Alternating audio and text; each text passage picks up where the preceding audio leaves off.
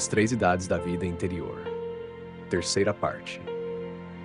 Páginas de 82 até 85. Capítulo 16. Simplicidade e retidão. Se teu olho for simples, todo o teu corpo estará iluminado. Evangelho segundo Mateus, capítulo 6. A prudência cristã, ou santa discrição, da qual já falamos anteriormente, deve estar acompanhada de uma virtude que à primeira vista pode parecer bastante diferente. A simplicidade. Disse o Salvador aos seus apóstolos: Eis que vos envio como ovelhas no meio de lobos. Sede, pois, prudentes como as serpentes e simples como as pombas. Evangelho segundo Mateus, versículo 16. Ao enviar seus apóstolos como ovelhas em meio aos lobos, Jesus lhes recomenda prudência diante dos maus, para que não se deixem enganar por eles, e simplicidade para consigo mesmos e para com Deus. Quanto mais simples for alguém diante de Deus, tanto maior será a sua prudência, auxiliada pelo dom do conselho nos momentos difíceis e diante dos grandes desafios. Por isso, Jesus logo anuncia aos seus que o Espírito Santo lhes dará a compreensão do que devem responder aos perseguidores. Quando essa simplicidade falta, a prudência começa a se desviar e se transforma em astúcia. Os astutos, diz a Escritura, zombam da simplicidade do justo. De fato, a simplicidade do justo é ridicularizada, Jó 12, 4a. Frequentemente tentam interpretá-la como ingenuidade ou falta de discernimento. É certo que, em alguns casos, pode estar acompanhada de certa candura, no entanto, em si mesma é algo muito mais elevado. Para se ter uma ideia justa da virtude da simplicidade e da veracidade e retidão que ela gera em nós, é necessário, antes de tudo, examinar os defeitos que lhe são contrários. Deus não permite o mal senão para que dele se origine um bem maior e, em particular, para tornar a virtude ainda mais visível. Sua importância se destaca ainda mais quando comparada aos vícios opostos, que naturalmente nos causam aversão. Defeitos contrários. Segundo São Tomás de Aquino, a simplicidade pertence à virtude da veracidade, que estabelece a verdade nas palavras, nos gestos e no modo de ser e viver. Com efeito, a simplicidade se opõe à duplicidade, que deseja interiormente o contrário daquilo que expressa exteriormente. Assim, alguém pode cobiçar os bens do próximo e, para dissimular sua intenção, começa a lhe prestar favores, quando, na realidade, seu objetivo é se aproveitar dele e do que lhe pertence. Outro exemplo: uma pessoa aspira ao poder e às honrarias e, para conquistá-los, inicia uma série de serviços em favor da pátria. Entretanto, sob o manto da generosidade esconde-se um grande ambicioso. Esse defeito, a duplicidade ou fingimento, pode evoluir para o maquiavelismo e a perfídia, inclinando o homem a ser duplo em sua conduta, apresentando uma face ou outra conforme a conveniência, à semelhança do deus romano Jano. Um homem assim se diz vosso amigo e concorda convosco em tudo. No entanto, diante do vosso adversário, afirma exatamente o contrário, dizendo-lhe que jamais tendes razão. A duplicidade ou falsidade inspira a mentira e a simulação, levando alguém a se fazer passar pelo que não é. Além disso, gera a hipocrisia, pela qual se ostenta uma virtude que, na realidade, não existe. A origem da jactância e a importância da veracidade.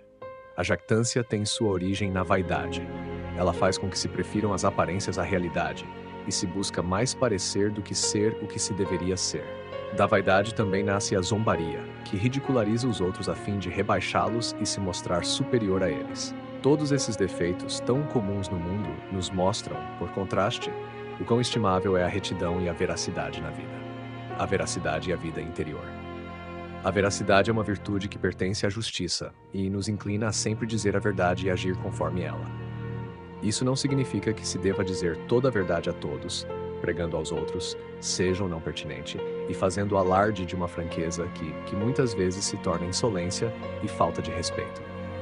Mas, se não toda a verdade deve ser dita, e se há verdades que convém às vezes guardar, devemos sempre ter o cuidado de não dizer nada contra a verdade e cair na mentira conveniente, a qual somos tentados a recorrer para escapar de uma pergunta difícil.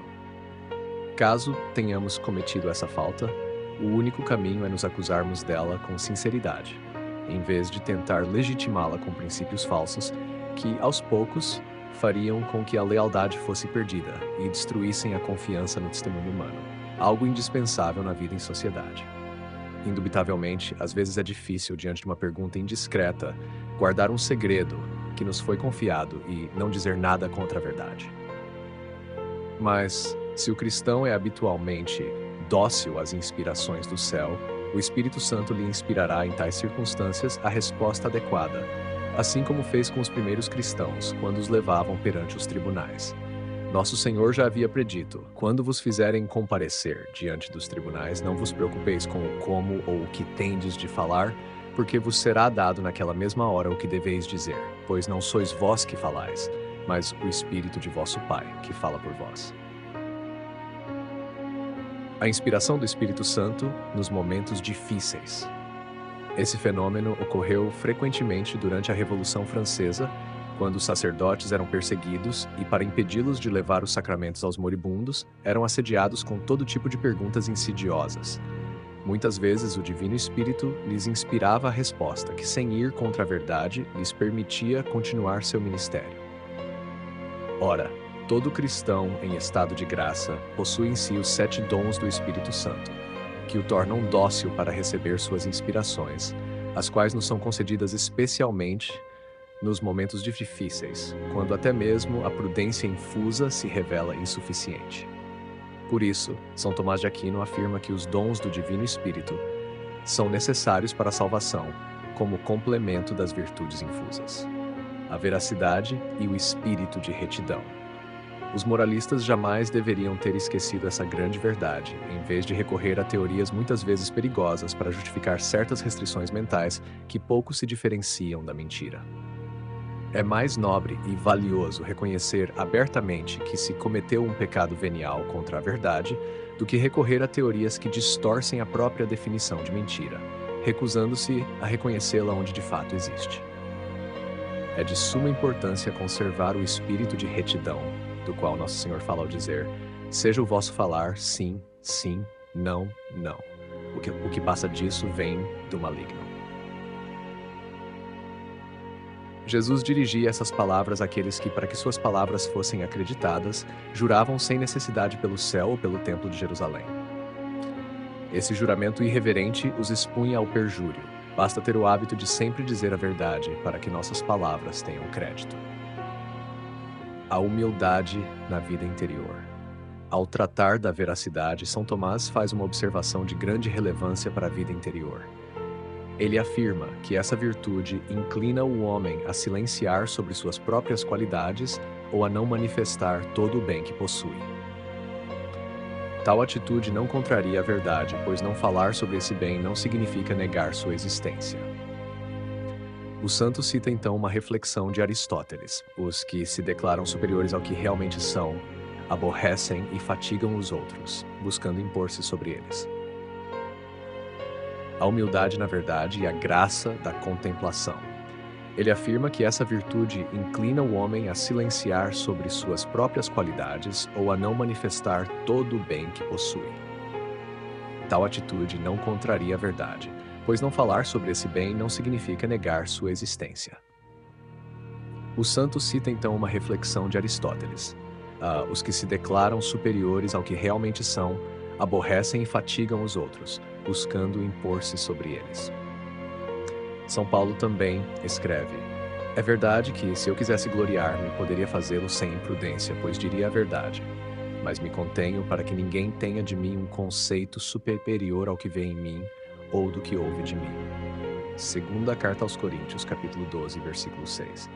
A virtude da veracidade, praticada não apenas nas palavras, mas também nas ações e em todo o nosso modo de ser, reveste nossa vida com a verdade. E quando nossa vida está solidamente fundada na verdade, então Deus, que é a verdade suprema, inclina-se para nós por meio de suas divinas inspirações que se tornam pouco a pouco o princípio de uma contemplação mais elevada. Mentir é afastar-se da verdade e privar-se das mais altas inspirações do dom da sabedoria. Viver permanentemente na verdade é estar disposto a receber essas inspirações, que nos permitem penetrar e saborear a verdade divina que um dia contemplaremos plenamente na visão beatífica. A simplicidade sobrenatural, reflexo da simplicidade divina. Algo que ainda mais nos dispõe à contemplação é esse aspecto da a veracidade, que se chama a simplicidade superior dos santos. Essa virtude se opõe não apenas à duplicidade, mas também a qualquer complicação desnecessária e a tudo que é artificial ou afetado, como o sentimentalismo que finge um amor que na verdade não possui. Quanta falsidade haveria em tentar expressar-se num estilo elevado, como se alguém já estivesse na 7ª morada do castelo interior, quando ainda nem sequer penetrou na 4ª. Quão mais excelente é a simplicidade evangélica. Costumamos dizer que o olhar de uma criança é simples, porque se dirige diretamente ao seu objeto, sem segundas intenções. Nosso Senhor disse nesse sentido: se teu olho for simples, todo o teu corpo estará iluminado. Ou seja, se nossas intenções forem retas e puras, toda a nossa vida será una, verdadeira e luminosa, em vez de ser dupla, como a daqueles que pretendem servir simultaneamente a 2 senhores, Deus e o dinheiro. Diante de tantas complexidades de homens de 2 faces e das intrincadas e, por vezes, enganosas artimanhas do mundo, o instinto nos diz que a virtude moral da simplicidade ou da perfeita lealdade é um reflexo da perfeição divina. A simplicidade de Deus é a de um puro espírito, que é a própria verdade e o próprio bem. Nele não há pensamentos que se sucedem, mas um único pensamento sempre idêntico, que subsiste e abarca toda a verdade. A simplicidade de sua inteligência é como um olhar puríssimo, que, sem qualquer mistura de erro ou ignorância, se estende do alto a toda a verdade cognoscível, sem possibilidade de mudança. A simplicidade de sua vontade ou de seu amor é própria de uma intenção soberanamente pura, que ordena todas as coisas com admirável harmonia, e não permite o mal senão com vistas a um bem maior. A mais bela manifestação desta simplicidade divina é o fato de unir em si perfeições que aparentemente se opõem, como a absoluta imutabilidade com a absoluta liberdade, a infinita sabedoria com a mais livre determinação, que por vezes nos parece arbitrária, ou ainda a infinita justiça, inexorável para com o pecador obstinado com a infinita misericórdia. Todas essas perfeições estão fundidas e identificadas, sem se anularem, na eminente simplicidade de Deus. Um reflexo de tão excelsa simplicidade encontra-se no sorriso da criança e na pureza do olhar dos santos, que se elevam muito acima das falaciosas combinações da sabedoria e prudência humanas. Muito absurda é a ideia que alguns formam às vezes sobre a simplicidade, quando a acreditam consistir em dizer com toda franqueza o que nos passa pela mente ou pelo coração, com o risco de nos contradizermos da noite para o dia, sempre que as circunstâncias mudam e as pessoas ao nosso redor deixam de ser do nosso agrado. Essa suposta simplicidade é a inestabilidade mesma e a mesma contradição, e, como consequência, equivale à complicação e à mentira mais ou menos consciente, enquanto que a superior simplicidade dos santos, imagem de Deus, é a que convém a uma sabedoria imutável e a um amor puríssimo e muito esforçado, superior à nossa impressionabilidade e às nossas opiniões instáveis.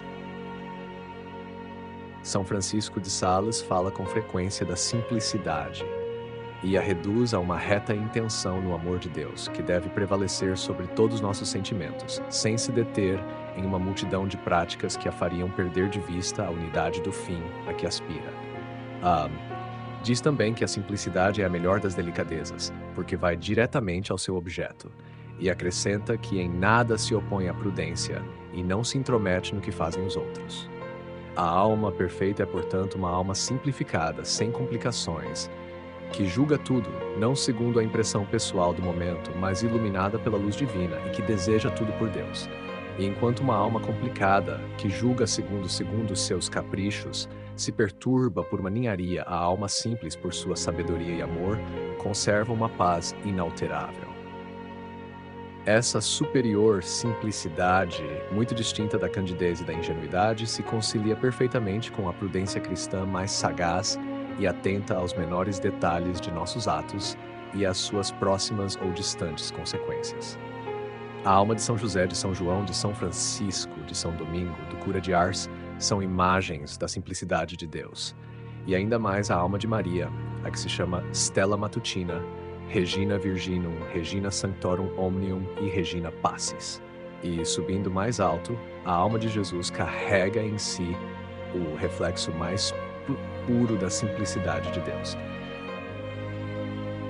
Em Jesus se unem, de maneira absolutamente simples, o santo rigor da justiça para com os fariseus hipócritas e a imensa misericórdia para com todas as almas em geral, pois ele é o bom pastor.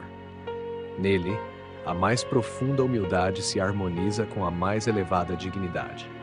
Durante 30 anos viveu a vida oculta de um pobre operário. Declarou ter vindo para servir e não para ser servido. Na Quinta-feira Santa, lavou os pés de seus discípulos. Com suprema resignação, dirigiu-se ao Pai, dizendo: Pai, se é possível, afasta de mim este cálice. Contudo, faça-se a tua vontade e não a minha. Com toda simplicidade, proclamou diante de Pilatos sua realeza universal. O meu reino não é deste mundo. Tu dizes, eu sou rei. Para isto nasci, e para isto vim ao mundo, para dar testemunho da verdade. Todo aquele que é da verdade ouve a minha voz. João 18. E morreu dizendo simplesmente: Pai, em tuas mãos entrego o meu espírito. Tudo está consumado. Através dessa simplicidade, transparece tamanha grandeza que o centurião, ao vê-lo morrer, não pôde deixar de exclamar: Este homem era verdadeiramente o Filho de Deus. O centurião teve um olhar contemplativo e reconheceu, naquele que parecia definitivamente vencido, aquele que conquistaria a vitória mais completa sobre o pecado, o demônio e a morte. Essa luz da contemplação lhe foi concedida pelo próprio Jesus agonizante, que se inclina com amor para os de coração puro e simples. Essa simplicidade superior, mesmo em almas sem cultura, dispõe o coração para a compreensão profunda das coisas divinas. Já dizia o Antigo Testamento: buscai ao Senhor com simplicidade de coração. Sabedoria 1. Vale mais o pobre que caminha com simplicidade do que o rico que trilha caminhos tortuosos. Provérbios 19:1. Morramos na simplicidade do nosso coração, diziam os Macabeus. Em Macabeus 7, diante da injustiça que os ameaçava. Obedecei, dizia São Paulo, com simplicidade de coração. Colossenses. Temo que vossos espíritos se afastem da simplicidade própria de Cristo. Coríntios 11. Conservemos esta virtude para com Deus, para com os superiores e para conosco mesmos. Nela está encerrada a verdade da vida. Esta simplicidade, diz Bossuet, permite às almas puras penetrar nas sublimidades de Deus, nos caminhos da providência e nos insondáveis mistérios diante dos quais as almas complicadas se escandalizam. São os mistérios da infinita justiça, da infinita misericórdia e da soberana liberdade da vontade divinamente livre de Deus. Todos esses mistérios, apesar de sua grandeza, são simples para os simples, mesmo em sua aparente obscuridade. Como se explica isso? É que nas coisas divinas, as mais simples, como o Pai Nosso, são também as mais altas e profundas. Esquece-se disso porque, nas coisas humanas, ocorre o contrário. Nelas, o bem e o mal estão misturados, tornando-se muitas vezes complexas. Por isso, quem busca nelas a simplicidade pode ser visto como ingênuo ou superficial. No entanto, nas coisas divinas, a simplicidade está unida à profundidade e à elevação. O que há de mais alto em Deus e de mais profundo em nosso coração é a própria simplicidade. Temos um exemplo na profundíssima simplicidade da Virgem Maria, assim como na de São José. Após Nosso Senhor e a Santíssima Virgem, ele possuía a alma mais eminentemente simples e contemplativa que jamais existiu. Isso foi consequência de sua predestinação única no mundo. Ser o pai nutrício do Salvador sob os hábitos de um humilde carpinteiro. O Papa Leão XIII, em sua encíclica sobre o patrocínio de São José, escreveu: ninguém duvida que ele se tenha aproximado, mais do que qualquer outro, daquela eminente dignidade pela qual a Mãe de Deus sobrepuja em muito todas as criaturas. Nos tempos recentes, o Senhor nos deu um grandioso exemplo da simplicidade dos santos, unida à contemplação dos mistérios da fé na pessoa de Santa Teresa do Menino Jesus. Bem distante de parecer-me, diz a santa, com aquelas almas grandes que desde a infância praticaram todo tipo de penitências, eu fazia consistir as minhas em negar a minha vontade, evitar uma palavra de réplica e fazer pequenos favores sem lhes dar importância, além de outras muitas coisas desse tipo. Em meu humilde caminho não se encontram senão coisas triviais. É necessário que tudo o que eu faço, as almas mais pequeninas também possam realizar. Que fácil é dar contentamento a Jesus, dizia ela, e ganhar o seu coração. Basta amá-lo sem olhar para si mesma e se fixar demais nos próprios defeitos. Por isso, cada vez que caio em uma falta, ao instante me levanto. Um olhar para Jesus e o conhecimento da própria miséria o repara tudo. Não quis chamar-se lírio dos campos, senão para nos ensinar quanto ama a simplicidade. Falando sobre seu método na formação das novícias, advertia a propósito das contendas que podem surgir entre duas pessoas. Nada mais fácil do que colocar a culpa nos ausentes. Eu faço o oposto. Meu dever é dizer a verdade às almas que me estão confiadas. Também dizia, é uma grande ilusão pensar que se pode fazer o bem fora da obediência. E vejam como se realizou tão bem nela aquela palavra que deixou escrita. Muitas vezes o Senhor se compraz em conceder a sabedoria aos mais pequenos. Assim se compreende que Sua Santidade, Pio XI, na homilia da festa de sua canonização, disse: a divina bondade agradou-se em enriquecer a irmã Teresa com um dom de sabedoria excepcional. O Espírito da Verdade lhe revelou e manifestou coisas que normalmente oculta aos sábios e prudentes e só revela aos humildes. Sua Santidade Bento Pinzo havia dito igualmente: esta feliz serva de Deus possuía, sozinha, tanta ciência que poderia ensinar aos outros o verdadeiro caminho da salvação. O que demonstra como a superior simplicidade dos santos ilumina suas inteligências e os torna dóceis às inspirações do Espírito Santo, para que lhes seja dado penetrar e saborear os mistérios da salvação e alcançar a união com Deus. Os santos sabiam muito bem o que essa união exige para se manter firme em certas circunstâncias, muitas vezes imprevistas e difíceis. A superior simplicidade, unida à discrição, faz lembrar, a propósito de qualquer acontecimento, que tudo contribui para o maior bem daqueles que amam a Deus e perseveram nesse amor. Será que alguém julga desnecessário que, em um tratado de teologia ascética e mística, insistamos em tratar dessas virtudes e tenha pressa de chegar o mais rápido possível às questões discutidas entre teólogos e psicólogos sobre a contemplação infusa? Nós consideramos muito necessário insistir nesse ponto, assim como fizeram todos os santos e como se faz em todas as causas de beatificação, pois ele exerce grande influência no pensamento e na vida como um todo.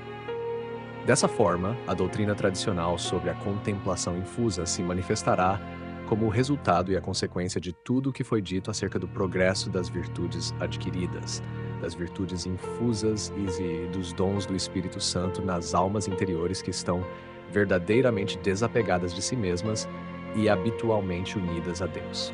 Por se considerar que a doutrina sobre as virtudes cristãs e os 7 dons é de conhecimento geral, muitos jamais se aprofundam nela. No entanto, a contemplação consiste na intuição profunda e saborosa das verdades divinas, que todos os cristãos conhecem como aquelas expressas na oração do Pai Nosso. E é isso que nos recorda a virtude da simplicidade, compreendida como um reflexo em nós da simplicidade divina. Notas explicativas sobre a prudência e a simplicidade. A prudência cristã, também chamada de santa discrição, refere-se à capacidade de agir com sabedoria, discernindo corretamente as situações e evitando enganos. Já a simplicidade, embora pareça diferente da prudência, é uma virtude complementar. Cristo exorta seus discípulos a serem prudentes como as serpentes e simples como as pombas, mostrando que a verdadeira prudência deve estar ancorada em um coração puro e sincero. Simplicidade versus astúcia. A Escritura ensina que os astutos zombam da simplicidade dos justos. Jó 12:4.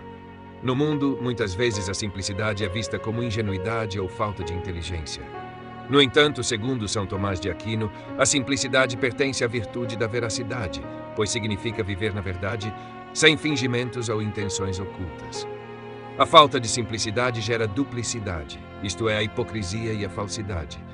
A duplicidade pode se manifestar de várias formas. O fingimento, que leva alguém a aparentar o que não é. A hipocrisia, que finge virtudes inexistentes. A jactância, que prefere as aparências à verdade. A mofa, que ridiculariza os outros para parecer superior a eles. Esses vícios contrastam fortemente com a pureza da simplicidade e mostram o quanto essa virtude é necessária para uma vida cristã autêntica. A veracidade e a vida interior. A veracidade é uma virtude ligada à justiça, pois nos inclina a dizer e agir conforme a verdade. No entanto, isso não significa que toda verdade deva ser dita indiscriminadamente. É necessário discernimento para saber quando falar e quando o silêncio é mais apropriado. A mentira, mesmo quando parece inofensiva, destrói a confiança humana e a harmonia social. Por isso, Cristo ensina que nosso falar deve ser sim, sim, não, não. São Tomás alerta que tentar justificar mentiras com raciocínios artificiais pode levar à corrupção moral, afastando-nos da simplicidade e da integridade. A simplicidade e a ação do Espírito Santo. Nos momentos difíceis, quando nossa prudência humana não basta, o Espírito Santo age, inspirando respostas sábias e retas. Isso aconteceu, por exemplo, durante a Revolução Francesa, quando sacerdotes perseguidos conseguiam responder com discernimento às perguntas traiçoeiras de seus perseguidores, sem trair a verdade. Cada cristão em estado de graça possui os dons do Espírito Santo, que nos capacitam a viver com simplicidade e retidão. São Tomás ensina que esses dons são essenciais para a salvação, pois complementam nossas virtudes e nos tornam mais dóceis às inspirações divinas. A simplicidade sobrenatural como reflexo da simplicidade divina. A verdadeira simplicidade não é apenas a ausência de duplicidade, mas também a ausência de qualquer complicação desnecessária. Ela se opõe ao sentimentalismo exagerado e à afetividade artificial, que podem distorcer a espiritualidade. Cristo nos ensina que, se o teu olho for simples, todo o teu corpo estará iluminado. Isso significa que, quando nossa intenção é pura, toda a nossa vida se torna luminosa e verdadeira. Quem é simples não tenta agradar dois senhores ao mesmo tempo. 6:25. A simplicidade divina é absoluta. Deus não muda de opinião nem alterna pensamentos. Ele é pura verdade e bondade. Sua simplicidade une atributos aparentemente contraditórios, como justiça e misericórdia, inalterabilidade e liberdade suprema. A simplicidade dos santos. Os santos refletem essa simplicidade divina. A humildade de um São Francisco de Assis ou a paz inabalável de um São Francisco de Sales demonstram que a verdadeira simplicidade está ligada à sabedoria e ao amor puro de Deus. São Francisco de Sales descreve a simplicidade como uma reta intenção no amor de Deus, que não se perde em excessos ou preocupações desnecessárias. Ele ensina que a simplicidade não se opõe à prudência, mas a aperfeiçoa. Paulo, conclusão. A simplicidade como caminho para a contemplação. A alma simples não se deixa levar por caprichos ou preocupações inúteis. Em vez disso, julga todas as coisas à luz de Deus e conserva uma paz interior que não é facilmente perturbada. Viver na verdade e na simplicidade nos dispõe a receber as inspirações do Espírito Santo e nos aproxima da contemplação de Deus. Assim como a mentira nos afasta da verdade suprema, a simplicidade nos coloca em sintonia com a sabedoria divina, preparando-nos para a visão beatífica no céu. Queridos ouvintes, chegamos ao fim deste audiolivro e quero expressar minha profunda gratidão a todos que permaneceram conosco até aqui. Sua dedicação em acompanhar essa obra é um verdadeiro sinal de busca pela sabedoria e pelo crescimento espiritual. Que o conteúdo ouvido possa nutrir sua alma e fortalecer sua fé. Aproveito para convidá-los a explorar as playlists do canal Caminho Católico, onde vocês encontrarão outros tesouros espirituais. São obras que podem acompanhar e iluminar sua jornada, como Castelo Interior de Santa Teresa de Jesus, Confissões de Santo Agostinho, Palavras Bíblicas com o Evangelho comentado por grandes eclesiásticos, Filoteia de São Francisco de Sales, Tratado da Verdadeira Devoção à Santíssima Virgem de São Luís Maria de Montfort, A Imitação de Cristo de Tomás de Kempis e As Três Idades da Vida Interior do Padre Garrigou Lagrange. Cada uma dessas obras oferece um caminho profundo de reflexão e conversão, e espero que possam encontrar nelas a mesma riqueza espiritual que proporcionaram a tantas gerações. Nosso canal está sempre aberto para quem deseja aprender e crescer na fé. Continue nos acompanhando e compartilhando essa jornada espiritual. Mais uma vez, obrigado por sua presença e que Deus abençoe a todos.